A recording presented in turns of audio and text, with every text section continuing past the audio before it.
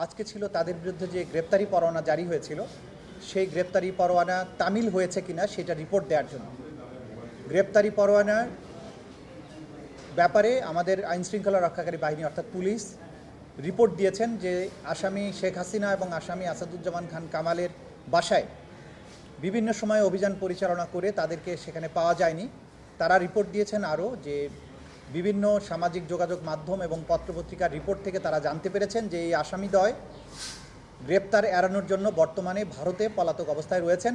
তাদের কাছে ট্রাইব্যুনালের জন্য যে রুলস অফ প্রসিডিওর আছে সেই প্রসিডিওর অনুযায়ী যেহেতু গ্রেপ্তার তাদেরকে করা যায়নি, সে কারণে আদালত আগামী এক সপ্তাহের মধ্যে তাদেরকে হাজির হওয়ার জন্য, অর্থাৎ এই আসামি শেখ হাসিনা এবং আসাদুজ্জামান খান কামালকে আগামী এক সপ্তাহের মধ্যে হাজির হওয়ার জন্য নির্দেশনা দিয়ে আদালতের এই আদেশটি দুটো বাংলাদেশের বহুল প্রচারিত পত্রিকায় বিজ্ঞপ্তি দেওয়ার জন্য আদেশ দিয়েছেন এবং এই বিজ্ঞপ্তি অনুযায়ী তারা যাতে হাজির হন আগামী 24শে জুন তাদেরকে সেই বিজ্ঞপ্তির মাধ্যমে জানিয়ে দেওয়া হবে 24শে জুনের মধ্যে তারা যাতে এই আদালতে এসে হাজির হয়ে এই বিচার প্রক্রিয়া মোকাবেলা করেন।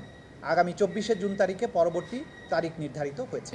আইনের বিধান হচ্ছে যদি এই পত্রিকায় বিজ্ঞপ্তি প্রকাশের পরেও আসামিরা আদালতে উপস্থিত না হন তাহলে আদালত তাদের অনুপস্থিতিতে বিচারের রাস্তায় অগ্রসর হবেন। সেটা আমাদের আইনের সুনির্দিষ্টভাবে বর্ণনা করা আছে। তারা যদি এই সময়ের মধ্যে উপস্থিত না হন তাহলে আদালত আইন অনুযায়ী পরবর্তী কার্যধারা গ্রহণ করবেন এবং তাদের অনুপস্থিতিতেই বিচার কার্য পরিচালিত হবে। আমরা ইতিমধ্যেই বলেছি যে তারা রিপোর্ট দিয়েছেন যে আসামিদ্বয় ভারতে পলাতক আছেন মর্মে পুলিশ আমাদের কাছে রিপোর্ট দিয়ে। আমরা এগুলো আমলে নিচ্ছি না, আইন শৃঙ্খলা রক্ষাকারী বাহিনী এগুলো ডিল করবেন।